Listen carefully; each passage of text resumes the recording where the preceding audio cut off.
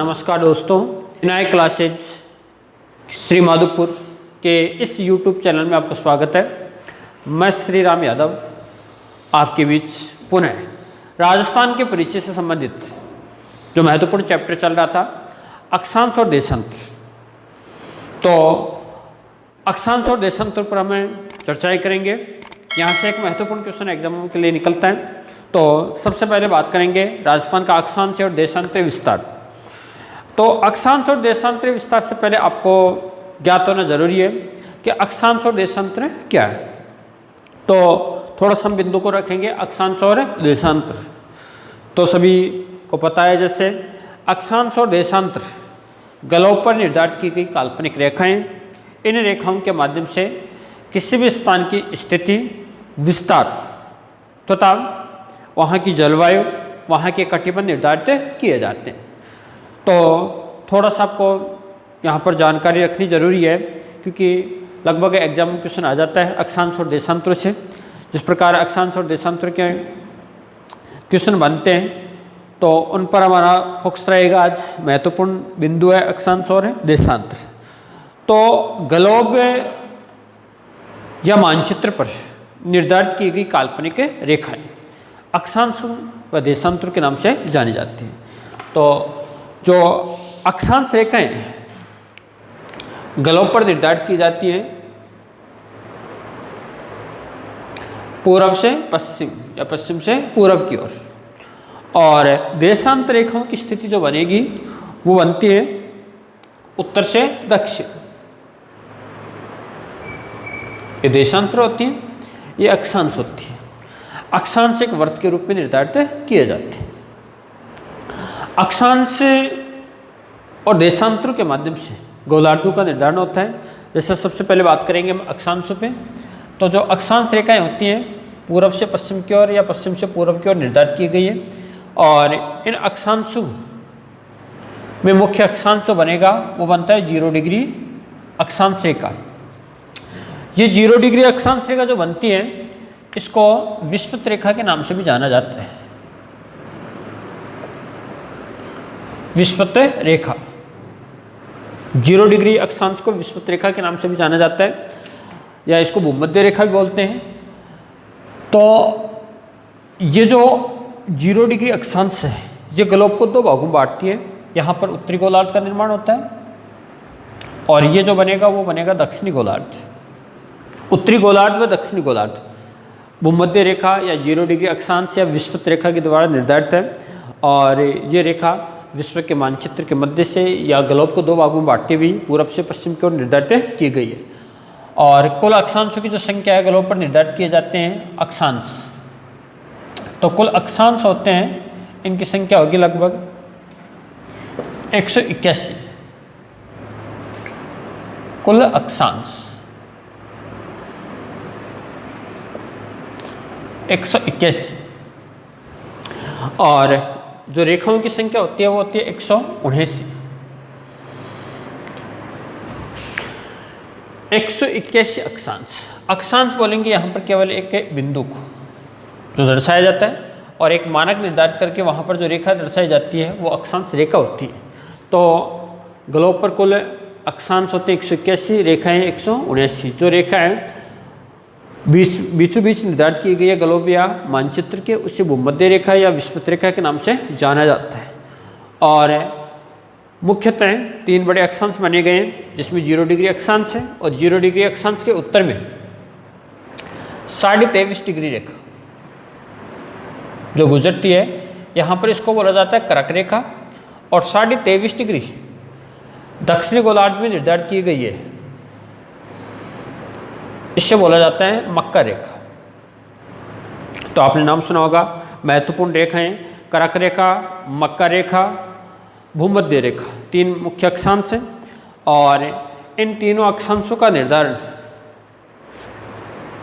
Globe पर या मानचित्र पर किया जाता है। इनसे जो महत्वपूर्ण क्वेश्चन हमारे बनते हैं, जैसे निकल कर आता है राजस्थान से गुजरने वाली प्रमुख रेखा कौन सी आती है, तो राजस्थान से दोस्तों कर्क रेखा गुजरती है। और राजस्थान की स्थिति ग्लोब या मानचित्र पे उत्तरी गोलार्ध में जो भूमध्य रेखा के उत्तर में, और राजस्थान से आपको पता है कर्क रेखा गुजरती है। इसके अलावा मकर रेखा की स्थिति दक्षिणी गोलार्ध में बनेगी। तो तीनों रेखाओं से महत्वपूर्ण क्वेश्चन बनते हैं। तो एक बेसिक जानकारी आपको यहाँ पर रखनी है कि अक्षांश है उनकी संख्या, अक्षांश रेखाओं की संख्या, राजस्थान से गुजरने वाली प्रमुख अक्षांश रेखा कर्क रेखा है, भूमध्य रेखा ग्लोब या मानचित्र को 2 भागों में बांटती है। अक्षांश रेखाओं का उपयोग किसी भी स्थान की स्थिति व विस्तार, साथ साथ जलवायु या कटिबंध, इनके द्वारा निर्धारित किया जाते हैं। या आपसे एक महत्वपूर्ण क्वेश्चन पूछा जाए, 2 अक्षांशों के मध्य स्थित दूरी को किस नाम से जाना जाता है? तो ये 2 अक्षांशों के मध्य जो दूरी होगी उसको बोला जाएगा कटिबंध। कटिबंध जो निर्धारित हैं वो अक्षांश रेखाओं के माध्यम से निर्धारित किए गए। तो यहाँ पर एक बेसिक जानकारी आपकी अक्षांशों से। उसी प्रकार हम बात करते हैं देशांतरों पे।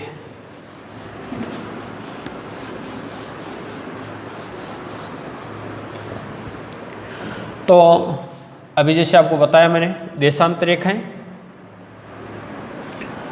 तो देशांतर होती हैं वो ग्लोब या मानचित्र पे कोणात्मक दूरी के आधार पर निर्धारित किए गए हैं और उत्तर से दक्षिण की ओर निर्धारित की गई हैं। तो ग्लोब पर हम अधिकतम 360 डिग्री के कोण बना सकते हैं। अतः कुल देशांतरों की संख्या यहाँ पर बन जाती है, वो हो जाती है 360। तो आपसे क्वेश्चन पूछते जाए, ग्लोब या मानचित्र पर कुल देशांतरों की संख्या कितनी है? तो आपका आंसर होना चाहिए 360। देशांतरों में जो मुख्य देशांतर है या मध्याह्न रेखा में इन्हें बोला जाता है, तो ये है 0 डिग्री देशांतर, जो ग्लोब को 2 भागों में बांटती है। और इसके जो गोलार्ध बनेंगे यहाँ पर, ये तो पश्चिमी गोलार्ध हो जाएगा और यहाँ पर जो गोलार्ध निर्धारित होगा वो पूर्वी गोलार्ध। पश्चिमी गोलार्ध और पूर्वी गोलार्ध ये मुख्य देशांतर रेखा के द्वारा निर्धारित है, जिसे ग्रीनविच रेखा के नाम से भी जाना जाता है। तो हमने जो बात की गोलार्धों की, उत्तरी गोलार्ध और दक्षिणी गोलार्ध। उत्तरी गोलार्ध और दक्षिणी गोलार्ध निर्धारित है भूमध्य रेखा के द्वारा या 0 डिग्री अक्षांश के द्वारा, और पूर्वी गोलार्ध और पश्चिमी गोलार्ध का निर्धारण होता है यहाँ पर 0 डिग्री देशांतर रेखा, 0 डिग्री देशांतर। और देशांतर की कुल संख्या मैंने बताई 360। इससे आगे बातें करें, 2 देशांतर के मध्य जो दूरी होगी उसे गोरे कहा जाता है, गोरे। और 2 अक्षांश के मध्य दूरी को हमने बोला था कटिबंध। तो आगे बात करें, देशांतर का मुख्य उपयोग होता है किसी भी स्थान की स्थिति व विस्तार, इसके अलावा समय ज्ञात करना, समय ज्ञात करना, और संपूर्ण विश्व को देशांतर रेखाओं के आधार पर कुल 24 टाइम जोन में बांटा गया है। और इनके आधार पर प्रत्येक क्षेत्र की, प्रत्येक राष्ट्र की प्रमुख मानक समय रेखा भी निर्धारित की गई है। जैसे आपसे क्वेश्चन पूछते हैं, इसमें मुख्य रेखाएं होती हैं 0 डिग्री देशांतर रेखा। 0 डिग्री देशांतर रेखा ये अंतर्राष्ट्रीय मानक समय रेखा के नाम से जानी जाती है। अंतर्राष्ट्रीय मानक समय कौन सी रेखा को कहा जाता है? तो अंतर्राष्ट्रीय मानक समय रेखा 0 डिग्री देशांतर रेखा। सभी को पता, आपको पढ़ाया भी गया, आपको अक्षांश और देशांतर का जो चैप्टर चला था उसमें। तो 0 डिग्री देशांतर के अलावा हम बात करें हमारे भारत की मानक समय रेखा, तो भारत की मानक समय रेखा है वो है 82.5 डिग्री पूर्वी देशांतर। 82.5 डिग्री पूर्वी देशांतर भारत की मानक समय रेखा है। उसी प्रकार हम बात करें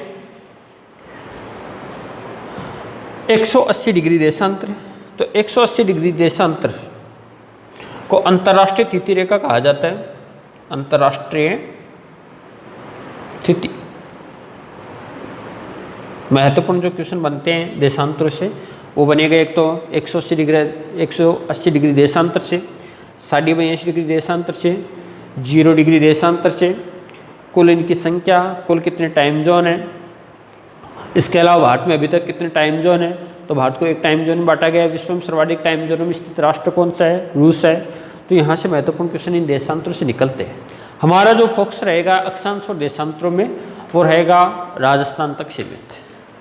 तो तो हम राजस्थान पर विशेष चर्चा करने वाले हैं यहाँ पर अक्षांश और देशांतरों में। तो दोस्तों हमारे राजस्थान की जो विश्व में स्थिति है, हमारे भारत में स्थिति है, इस पर सबसे पहले चर्चा करते हैं। तो सबसे पहले आपको ज्ञात होना चाहिए राजस्थान भारत की कौन से गोलार्ध में स्थित है, भारत विश्व के कौन से गोलार्ध में स्थित है। तो इस पर छोटी सी चर्चा करते हैं। आपको जैसे पता है हमारे भारत की स्थिति एशिया महाद्वीप में है और एशिया महाद्वीप के उत्तरी भाग पर भारत की स्थिति है। उत्तरी गोलार्ध में भारत की स्थिति आती है, यानी कि भूमध्य रेखा भारत के दक्षिण से जाती है। जैसे आपने देखा होगा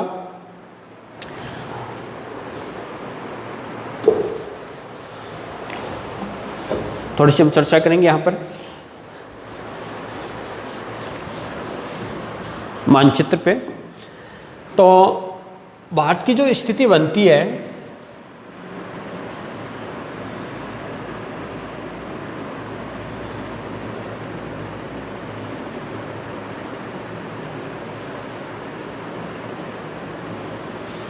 वो बनती है दोस्तों उत्तरी गोलार्ध। विश्व पटल में बात करें तो ये उत्तरी पूर्वी गोलार्ध रहेगा। यहाँ पर जैसे हम बात करें ग्लोब पर, तो ग्लोब पर यहाँ से जो रेखा गुजरती है बीचों बीच, उससे बोलेंगे भूमध्य रेखा, 0 डिग्री अक्षांश। तो भारत विश्व में अक्षांश के आधार पर कौन से गोलार्ध में आएगा, तो भारत की स्थिति जो बनती है वो बनती है उत्तरी गोलार्ध में, और 0 डिग्री अक्षांश से उत्तरी गोलार्ध की तरफ कुल 90 अक्षांश रेखाएं दर्शाई जाती है। इसमें हमारे भारत की स्थिति उत्तरी गोलार्ध में, यहाँ पर भारत का जो अक्षांश विस्तार बनता है वो बनता है 6 डिग्री 4 मिनट। जो बात करें यहाँ पर बंगाल की खाड़ी से प्रारंभ हो जाएगा, अंडमान निकोबार द्वीप समूह से। इसके अलावा भारत का मुख्य क्षेत्र आएगा 8 डिग्री 4 मिनट पे, सॉरी यहाँ पर 6 डिग्री 45 मिनट, और ये प्रारंभ हो रहा है 8 डिग्री 4 मिनट से, और 37 डिग्री 6 मिनट उत्तरी गोलार्ध में भारत की स्थिति बनती है अक्षांश के आधार पर। तो यहाँ पर मैं ग्लोब पर इस बात को निर्धारित करें तो लगभग भारत की स्थिति आती है यहाँ पर।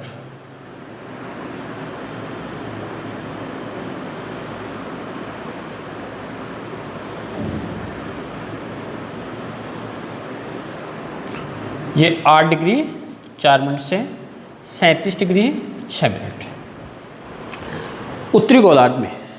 तो हमारा जो राजस्थान है इसकी स्थिति कहाँ से प्रारंभ होती है, तो राजस्थान की स्थिति के बारे में आपको पता है कि राजस्थान भारत के उत्तरी पश्चिमी गोलार्ध में आएगा और कर्क रेखा राजस्थान से होकर गुजरती है। तो दोस्तों आपको पता होना चाहिए पहले कर्क रेखा की स्थिति विश्व पटल पर जो गुजरती है वो उत्तरी गोलार्ध में 23.5 डिग्री उत्तरी अक्षांश से गुजरती है। तो कर्क रेखा हमारे भारत के कुल 8 राज्यों से होकर गुजरती है। 8 राज्यों की स्थिति में जैसे आपको बताया था गुजरात यहाँ पर आता है, गुजरात के अलावा यहाँ पर मध्य प्रदेश, यहाँ पर हमारा राजस्थान, इसके अलावा यहाँ पर आ जाता है छत्तीसगढ़।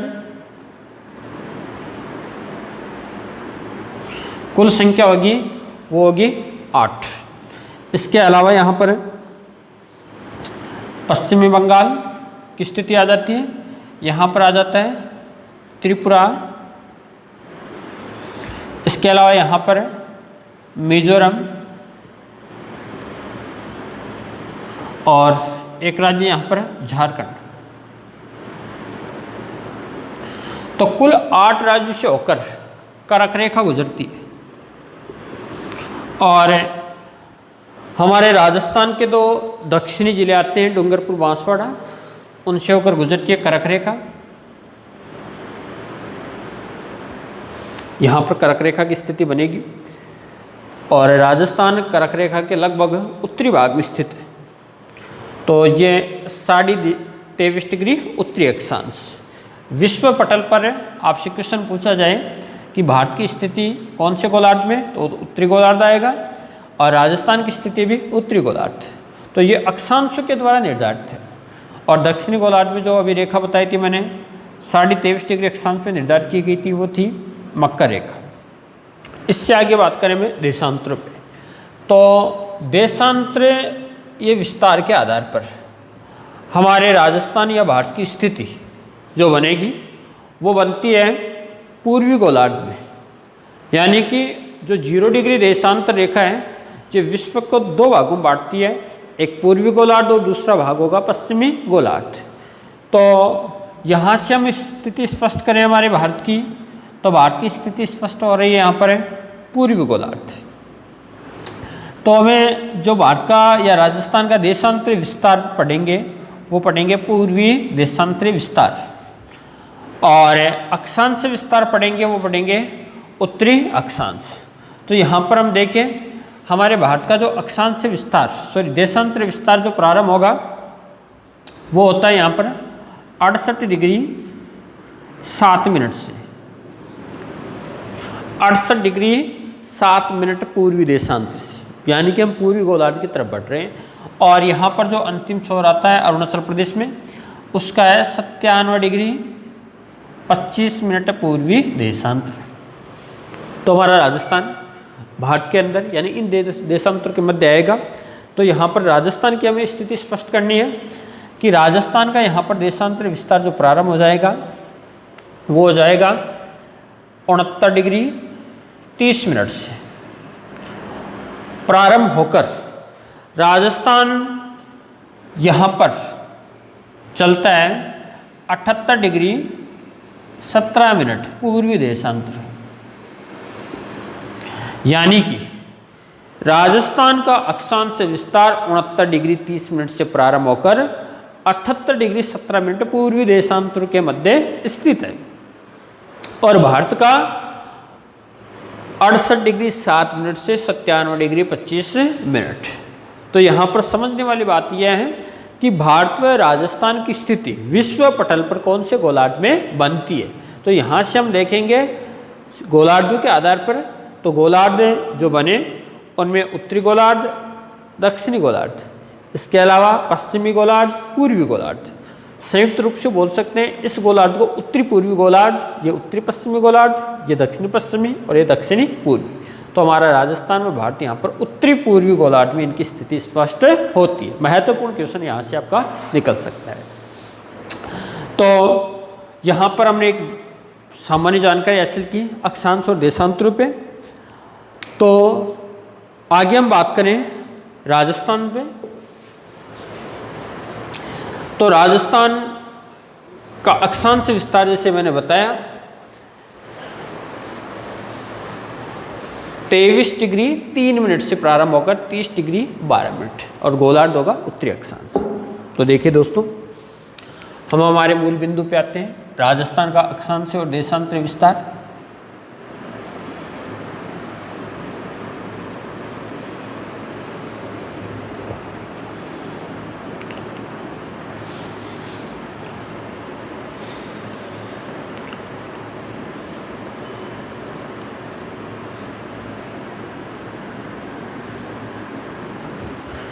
तो सबसे पहले बात करें राजस्थान का अक्षांश विस्तार, यहाँ से दक्षिण से प्रारंभ होगा।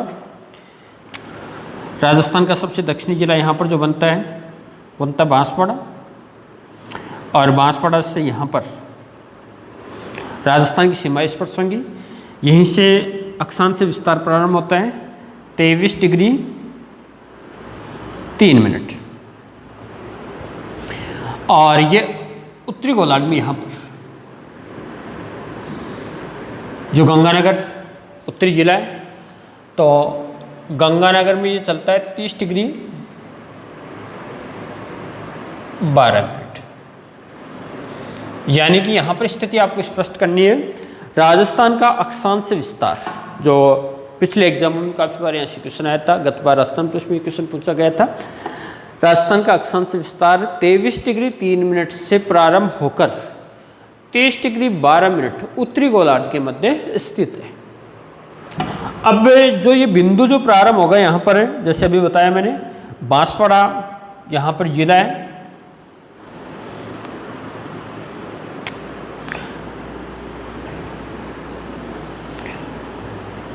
बांसवाड़ा। बांसवाड़ा जिले की यहाँ पर जो तहसील बनेगी वह है कुशलगढ़।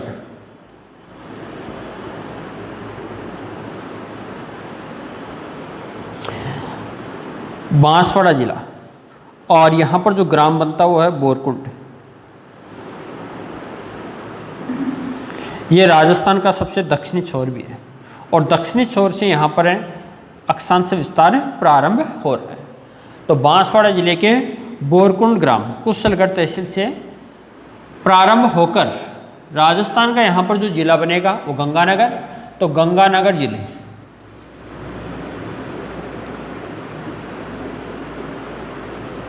गंगानगर जिले का यहाँ पर जो ग्राम है वो है कोणा ग्राम, कोणा गांव। वहाँ तक इसका अक्षांश विस्तार है 30 डिग्री 12 मिनट। उसके पश्चात बात करें हम देशांतर विस्तार।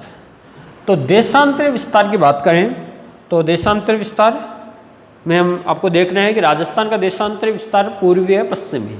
तो हमने स्थिति स्पष्ट की थी कि राजस्थान पूर्वी गोलार्ध में स्थित है। तो पूर्वी देशांतर विस्तार जो प्रारंभ होगा राजस्थान के सबसे पश्चिमी बिंदु से प्रारंभ होगा और ये जो राजस्थान का सबसे बड़ा जिला है जैसलमेर, वहाँ से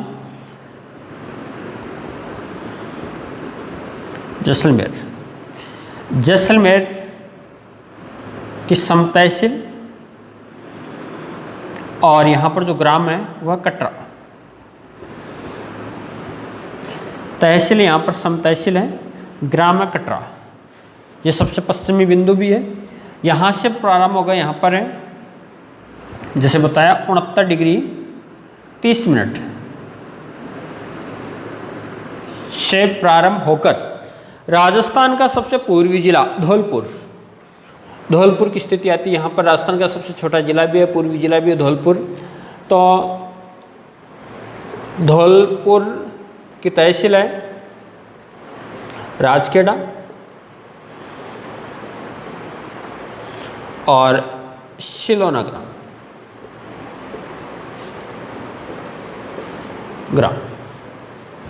यहाँ तक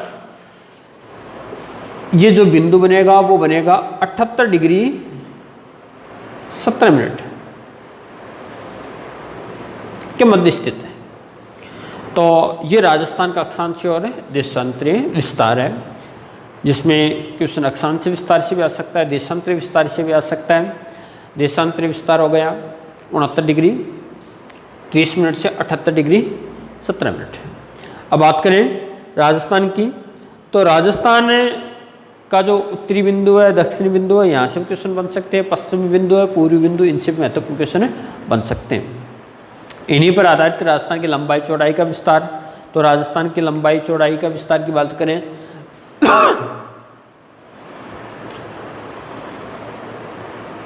राजस्थान की उत्तर से दक्षिण की लंबाई या पश्चिम से पूर्व की चौड़ाई का विस्तार। तो यहाँ पर उत्तर से दक्षिण का जो विस्तार है वो है 826 किलोमीटर, 826 किलोमीटर। इसके अलावा पश्चिम से पूर्व की चौड़ाई का विस्तार है 869 किलोमीटर।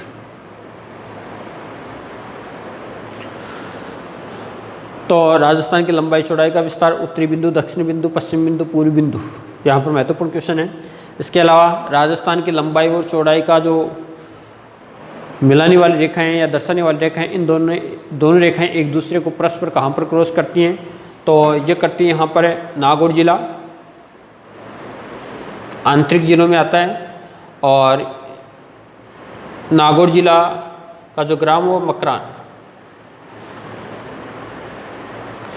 नागौर जिले के मकरान ग्राम में दोनों रेखाएं एक दूसरे को क्रॉस करती, ऐसे भी क्वेश्चन पूछ लिया जाता है। इसके अलावा हम आगे बात करें अक्षांश और देशांतर का जो कुल अंतर है उनसे क्वेश्चन आता है। जैसे राजस्थान का पश्चिमी बिंदु और पूर्वी बिंदु के मध्य कुल देशांतरीय विस्तार का अंतर कितना है। देशांतरीय विस्तार का अंतर करना है तो आपको यहाँ पर 78 डिग्री से आपको करना है लॉस 69 डिग्री 30 मिनट है। जैसे आपको पता है देशांतरी अंतर निकालने के लिए क्या करेंगे, यहाँ पर 17 मिनट के रूप में और 30 मिनट के रूप में, 78 डिग्री के रूप में, 69 डिग्री के रूप में, इनमें माइनस करना अंतर निकालने के लिए। तो हम बात करें 17 से 30 का अंतर करेंगे तो अंतर होगा नहीं, तो इसके लिए हमें क्या करना पड़ेगा, यहाँ से डिग्री लेते हैं एक पूरा, तो डिग्री में कुल मिनट होती हैं 60 मिनट।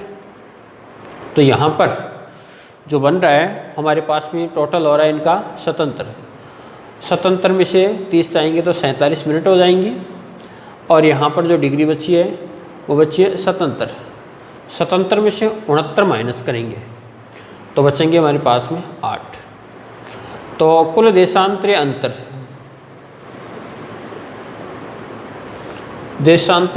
यहाँ पर बन रहा है हमारा 8 डिग्री 47 मिनट का। उसी प्रकार अक्षांशीय अंतर, तो अक्षांशीय अंतर की बात करें तो यहाँ पर 30 डिग्री 12 मिनट से माइनस करेंगे 23 डिग्री 3 मिनट, तो यहाँ पर जो कुल बचेगा हमारे पास में 9 मिनट के रूप में आ जाएंगे और 7 डिग्री के रूप में, यानी कि अक्षांशीय अंतर राजस्थान का कुल है 7 डिग्री 9 मिनट का, और जो देशांतरीय अंतर जो बन रहा है हमारे पास में वो बन रहा है 8 डिग्री 47 मिनट का। तो इससे आगे हम बात करें दोस्तों कर्क रेखा की, तो कर्क रेखा से महत्वपूर्ण क्वेश्चन बनता है हमारा कि कर्क रेखा राजस्थान में कौन सी क्षेत्र से होकर गुजरती है और कौन कौन सी जिलों से गुजरती है। तो यहाँ पर कर्क रेखा राजस्थान के दक्षिणी भाग से गुजरती है, यानी कि लगभग 23 डिग्री 3 मिनट से ऊपर का जो भाग होगा वो कर्क रेखा होगा, और कर्क रेखा 23 डिग्री 30 मिनट पे स्थित है, 23 डिग्री 30 मिनट। और जैसे आपको पहले बताया था थोड़ी देर पहले कि कर्क रेखा की स्थिति राजस्थान के कुल 2 जिलों से गुजरती है, बांसवाड़ा और डूंगरपुर के चीखली ग्राम की सीमा को स्पर्श करती हुई, और भारत के कुल 8 राज्यों से गुजरती है। पश्चिमी क्षेत्र से बात करें तो राज्य आते हैं जैसे गुजरात के पश्चात राजस्थान, मध्य प्रदेश, छत्तीसगढ़, झारखंड, पश्चिम बंगाल, त्रिपुरा और मिजोरम। तो 8 राज्य हैं, उनसे महत्वपूर्ण क्वेश्चन बनता है। तो यहाँ पर बात करें हमें कर्क रेखा की, तो कर्क रेखा की स्थिति बनती है दक्षिण में, ये कर्क रेखा, और कर्क रेखा से जो महत्वपूर्ण क्वेश्चन बनता है यहाँ पर कि कर्क रेखा पर सूर्य की स्थिति कब होती है, लंबवत जब चमकता है, तो कर्क रेखा पर सूर्य चमकता है 21 जून को। 21 जून के समय हमारे राजस्थान में सूर्य की जो सीधी किरणें रहती हैं वो सर्वाधिक सीधी कहाँ पर रहती है, यह महत्वपूर्ण क्वेश्चन पूछ लिया जाता है एग्जामों में। तो यहाँ पर जब सूर्य सीधे चमकेगा तो हमारा राजस्थान का सबसे दक्षिणी जिला जो बांसवाड़ा है, यहाँ पर सूर्य की किरणें सबसे सीधी रहेंगी 21 जून को, और 21 जून को सूर्य लंबवत चमकता है, सीधा चमकता है कर्क रेखा पे। और इस समय राजस्थान में या हर समय राजस्थान में सर्वाधिक तिरछी किरणें कहाँ पर जाएंगी, तो सबसे उत्तरी जिला जो गंगानगर है वहाँ पर सबसे तिरछी होती है। तो दोनों महत्वपूर्ण क्वेश्चन है कि राजस्थान के कौन से जिले में सूर्य की किरणें सर्वाधिक सीधी रहती हैं, तो इसका आंसर होगा बांसवाड़ा। और सर्वाधिक तिरछी का जो महत्वपूर्ण क्वेश्चन बनता है वो रहेगा उसमें गंगानगर। तो यहाँ पर कर्क रेखा की लंबाई से क्वेश्चन आता है, राजस्थान में इसकी लंबाई कितनी है, 26 किलोमीटर। कर्क रेखा कौन से गोलार्ध में, उत्तरी गोलार्ध में है। इसके अलावा सूर्य की स्थिति से जो महत्वपूर्ण क्वेश्चन बनते हैं रेखाओं पर, जैसे आपको बताया था पहले कि सूर्य कर्क रेखा पर चमकेगा 21 जून को, मकर रेखा पर 22 दिसंबर को। इसके अलावा भूमध्य रेखा भूमध्य रेखा पर चमकता है 21 मार्च और 23 सितंबर।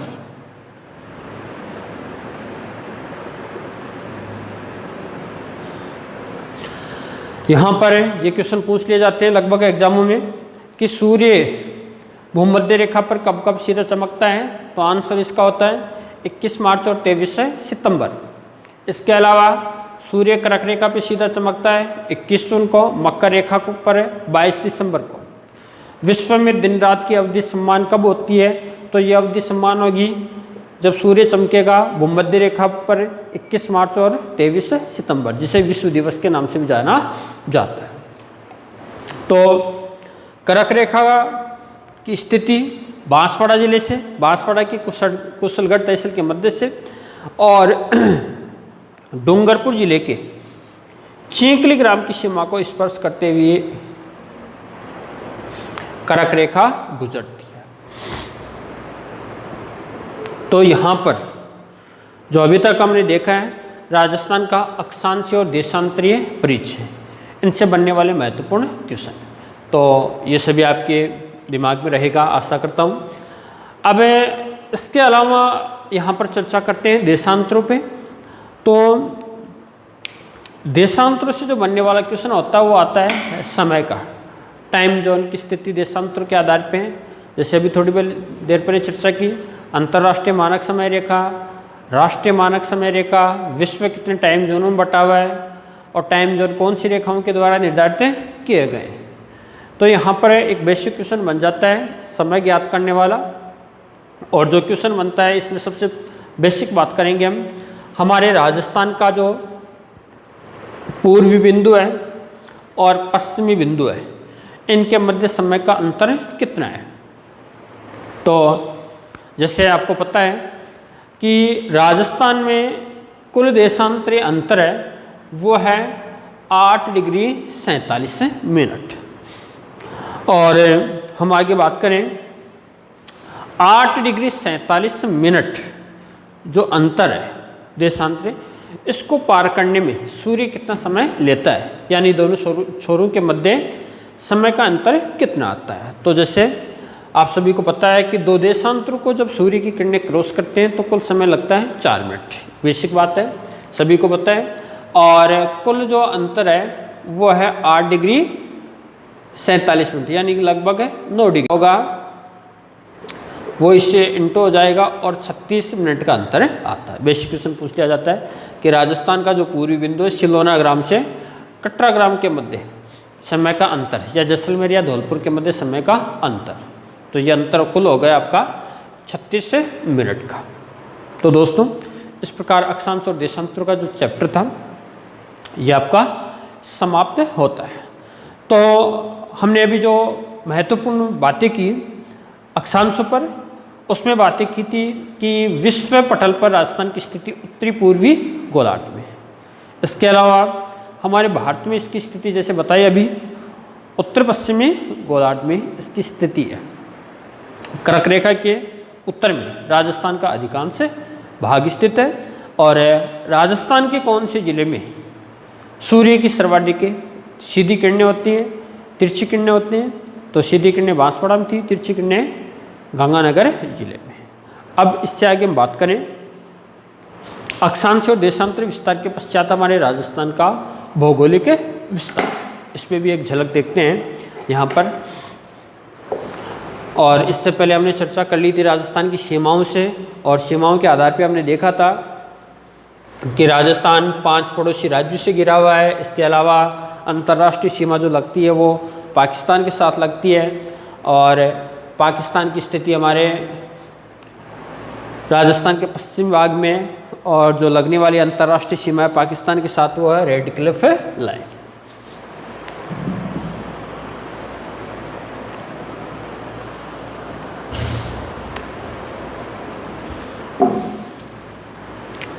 तो यहाँ पर हम जो बातें कर रहे हैं वो इसकी भौगोलिक विस्तार की। हाँ, तो उसमें हम बात करें सबसे पहले राजस्थान की आकृति। तो राजस्थान की आकृति किस प्रकार की है, तो राजस्थान की आकृति है विषम कोणीय चतुर्भुज आकार, और ये आकृति दी थी T.H. हैंडले नामक विद्वान ने। तो राजस्थान की आकृति विषमकोणीय चतुर्भुज आकार या पतंग आकार की आकृति के रूप में किसने कहा? तो आंसर होना चाहिए आपका T.H. हैंडले। और ये राजस्थान पतंग आकार आकृति के रूप में जो फैला हुआ है, तो ये कौन से मैदानों के मध्य स्थित है? तो इसमें बातें करें, राजस्थान का जो ये उत्तरी पूर्वी भाग है, इस उत्तरी पूर्वी भाग में यहाँ पर जो पंजाब हरियाणा के जो क्षेत्र आते हैं, यहाँ पर जो बड़े मैदान मिलेंगे हमें मिलेंगे सतलज व व्यास नदी के मैदान।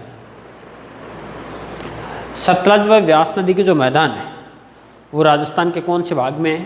तो उत्तरी पूर्वी भाग में। सतलज व्यास के मैदान जो भाट के काफ़ी उपजाऊ मैदान है, इनकी स्थिति उत्तरी पूर्वी भाग में।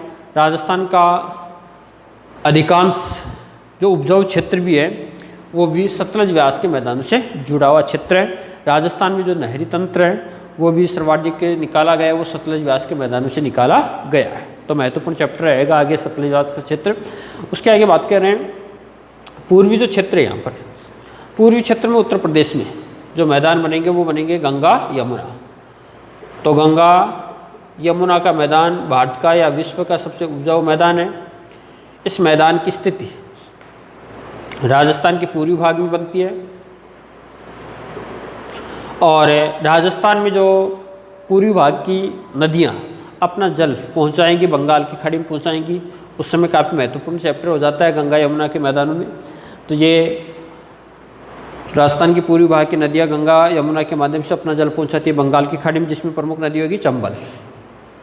तो चंबल के मैदान गंगा यमुना से जुड़े हुए हैं। इसके अलावा बात करें यहाँ पर दक्षिण पूर्वी भाग है, यहाँ पर जो मालवा क्षेत्र आता है, मालवा और मालवा के अलावा विंध्याचल पर्वत। तो विंध्याचल का जो क्षेत्र है ये राजस्थान के दक्षिणी पूर्वी भाग है। ये पूर्वी क्षेत्र हो गया, ये दक्षिणी पूर्वी।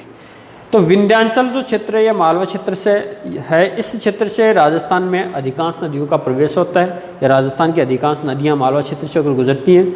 इनमें प्रमुख नदी होगी चंबल होगी, चंबल की सहायक नदियाँ। तो काफ़ी उपजाऊ क्षेत्र है, लावा के बैसाल्ट से बना हुआ क्षेत्र है।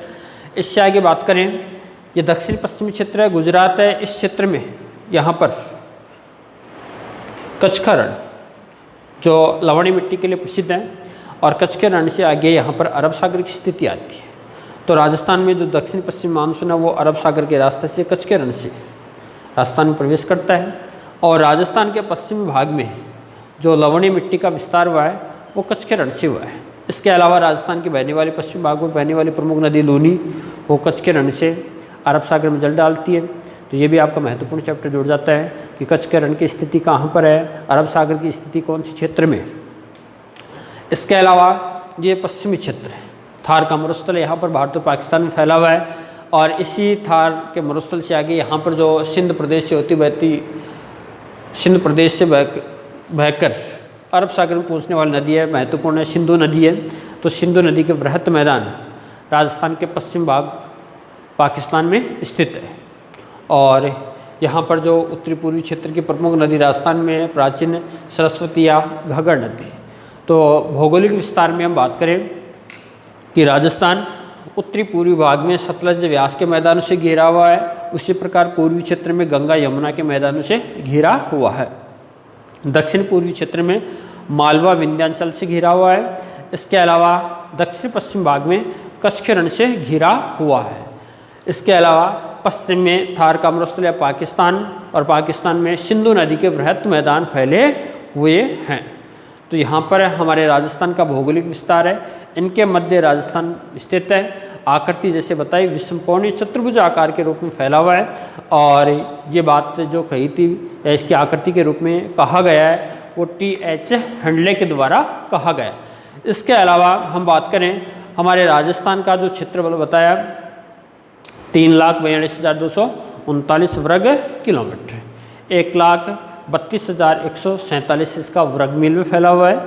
और क्षेत्रफल की दृष्टि से राजस्थान भारत का सबसे बड़ा राज्य है।